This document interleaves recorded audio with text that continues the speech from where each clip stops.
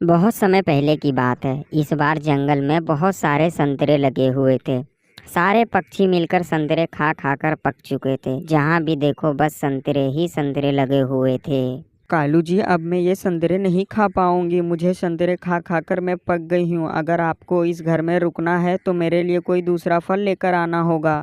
गौरी, तुम कैसी बातें कर रही हो? क्या तुम्हें नहीं मालूम है कि इस जंगल में संतरे ही लगे हुए हैं? तुम ही बताओ कि मैं संतरे के सिवा दूसरा फल कैसे लेके आऊं?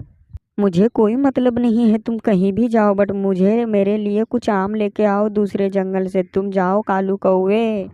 गौरी, थोड़ा सोच समझ के बोलो। क्या सुंदर वह जंगल मेरे जेब में रखा हुआ है जो मैं लेकर आ जाऊं? आने जाने में पूरे 2 दिन लगते हैं। तुम ही बता दो जरा। तो चले जाओ, मैं 2 दिन में मर थोड़ी जाऊंगी। जो मैं नहीं खा पाऊंगी मैं 2 दिन ये संतरे ही खा के रह लूंगी। गौरी, तुम कैसी बातें कर रही हो? तुम्हें मालूम नहीं है ये जून की गर्मी है। इस गर्मी में अगर मैं 2 दिन कहीं गया तो मेरी हालत पूरी तरीके से खराब हो जाएगी। जून की गर्मी हो या सर्दी हो मुझे नहीं मतलब। अब तुम घर तभी आओगे जब मेरे लिए कोई दूसरा फल लेकर आओगे। फिर गौरी कौवी कालू कौवे को दोपहर की धूप में घर से बाहर निकाल देती है। बेचारा कालू कौवा अपने दरवाजे को ठोकता ही रहता है, बट गौरी कौवी दरवाजा नहीं खोलती। ये गौरी की बच्ची दरवाजा नहीं खोलेगी। अब मैं क्या करूं? मुझे कितनी तेज धूप लग रही है। ऐसा सोचते हुए काला कौवा टीनू चिड़िया के घर चला जाता है। कौवे भैया, आप इस समय यहाँ सब ठीक तो है? तीनों चिड़िया, कुछ भी ठीक नहीं है। गौरी कौवी ने मुझे घर से निकाल दिया। जरूर आपने कुछ गलती की होगी, वरना गौरी बहन आपको इतनी कड़ती धूप में बाहर नहीं भेजती। मैंने इस बार कुछ नहीं किया। इस बार सारी गलती गौरी की है। यह बोलते हुए कालू कौवा टीनू चिड़िया को सारी बातें बता देता है। हाँ कालू भैया, आप ठीक कह रहे हो। इस बार तो सारी गलती गौरी बहन की है। तीनों चिड़िया, इस समस्या का कोई समाधान निकालो। इतनी गर्मी में मैं घर से बाहर नहीं रह पाऊंगा। अब तुम ही बता दो। कालू भैया, आप इस जंगल के सबसे जिद्दी पक्षी हो। अपने आगे किसी के नहीं सुनते। गौरी बहन जब आपकी नहीं सुनी तो मेरी कैसे सुनेगी? आप ही बता दो।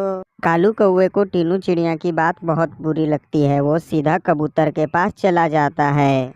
कहो कालू मेरे यार, यहाँ तुम्हें कैसे आना हुआ? मैं तुम्हारी कैसे मदद कर सकता हूँ? काला कौवा रोते हुए कबूतर को सारी बात बता देता है। प्लीज मेरे कबूतर, मेरे दोस्त, मेरे साथ चलो। मेरी पत्नी किसी की नहीं सुन रही है। तुम अगर साथ जाओगे तो सुन लेगी। इतनी गर्मी में मैं कहाँ जाऊँगा? तुम ही बता दो।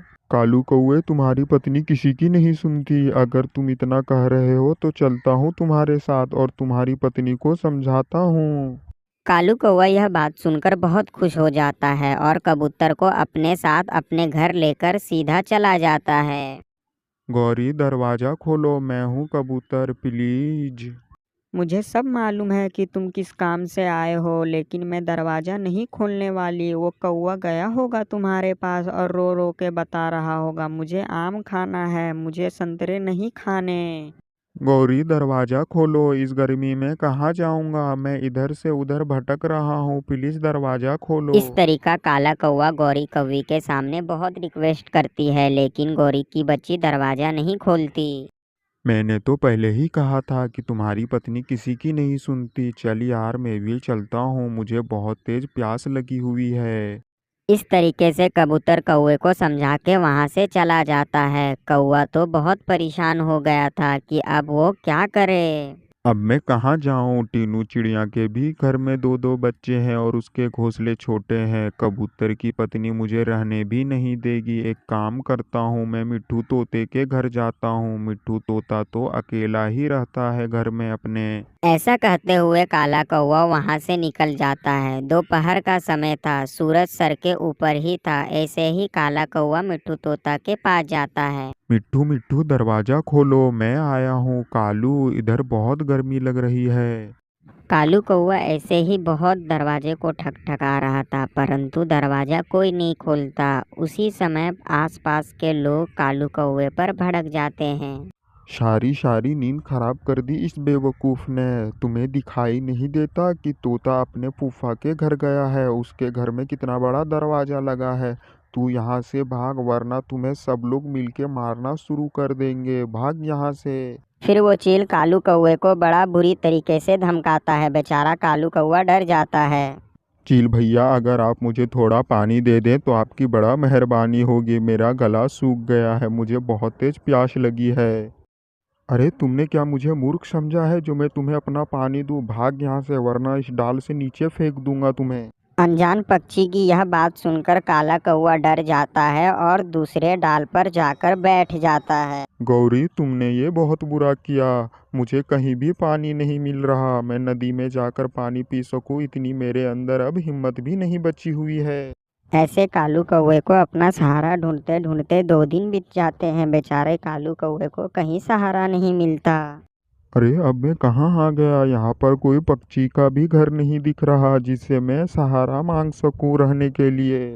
ऐसा बोलते हुए काला कौवा उड़ते हुए जा रहा था। कड़ती धूप के कारण उसे चक्कर आ जाता है और उड़ते उड़ते वो वहीं पे नीचे जाकर बेचारा बेहोश होकर गिर जाता है। कबूतर भैया, आपने सुना कि इस कड़ती धूप में गौरी ने कालू कौवे को घर से बाहर निकाल दिया। अब ये गौरी बच्चों वाली हरकतें कब छोड़ेगी? हाँ टीनू चिड़िया, मैंने भी कालू कौवे के साथ उस गौरी को बहुत समझाया, परंतु वो दुष्ट गौरी ने मेरी एक ना सुनी। अब मैं क्या करता वहाँ पर? कालू भैया को अभी तक अंदर आने नहीं दिया। टीनू चिड़िया बहन, अब तो बुला लिया ही होगा, वरना कालू कब का मर जाता इस गर्मी में। चलो कबूतर भैया, हम गौरी के घर जाते हैं और कालू कौवा है कि नहीं उससे पता करते हैं। फिर टीनू चिड़िया और कबूतर उड़ते हुए गौरी के घर जाते हैं। टीनू चिड़िया की बात गौरी नहीं सुनती, वो दरवाजा नहीं खोलती है। कबूतर भैया, हमें कालू को ढूंढना ही होगा, वरना इस भयंकर गर्मी में कालू भैया की मौत हो जाएगी। हमें ढूंढना ही होगा। ऐसा कहकर टीनू चिड़िया और कबूतर वहां से निकल जाते हैं। वो सारे जंगल को जांच करते हैं। तब उसे जाकर कालू कौवा एक जगह पे गिरा हुआ मिलता है। कालू भैया आंखें खोलो, आपको क्या हुआ है? मैं इनको लिए पानी लेकर आती हूँ, आप इनको कुछ छाए जगह पे ले जाएं। अब पानी लाने का कोई फायदा नहीं होगा, कालू मर चुका है, हमें बहुत दुख है। काले कौवे की मौत के वजह से वो दोनों बहुत परेशान हो गए थे कि वो गौरी को जाकर क्या बताएंगे। तभी कबूतर बोलता है, अगर मैंने कालू कौवे को छोड़ के नहीं गया होता उन दिनों के दिन, तो आज कालू कौवा जिंदा होता। आपने ठीक कहा कबूतर भैया, अगर उस दिन मैंने कालू भैया के सामने जाकर गौरी को समझाया होता तो आज कालू भैया ऐसा मरा हुआ नहीं होता।